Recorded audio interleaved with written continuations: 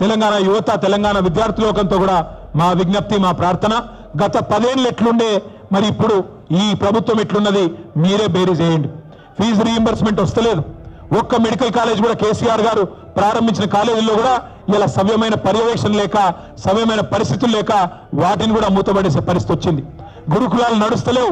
గురుకులాల్లో ఒకనాడు అద్భుతమైన ఫలితాలు వచ్చేదన్నాడు ఆర్ఎస్ ప్రవీణ్ కుమార్ గారు సెక్రటరీగా ఉండి కేసీఆర్ గారి నాయకత్వంలో అద్భుతంగా మనం ముందుకు తీసుకుపోయినాం మా సబితక్క విద్యాశాఖ మంత్రిగా ఉన్ననాడు బలహీన వర్గాల శాఖ మంత్రిగా కమలాకర్ అన్న ఇంకా ఇతర పెద్దలు ఉన్నప్పుడు బ్రహ్మాండంగా నడుపుకున్నాం కానీ ఈ రోజు అడ్మిషన్లు తగ్గిపోయినాయి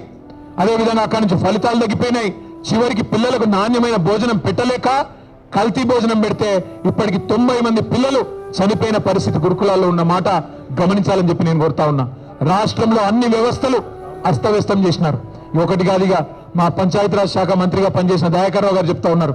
గ్రామాలు అన్యాయం అయిపోయినాయని గ్రామాలు కాదు పట్టణాలు కాదు రాష్ట్రం మొత్తంలో కూడా పాలన పడకేసింది కేవలం పర్సెంటేజ్ల వ్యవహారమే నడుస్తా ఉన్నది అందుకే నేను మీ అందరితో ప్రార్థించేది గౌరవ పెద్దలు కేసీఆర్ గారి నాయకత్వంలో ప్రజల పక్షాన ప్రజల గొంతుకై మన పోరాటం నిరంతరం కొనసాగిద్దాం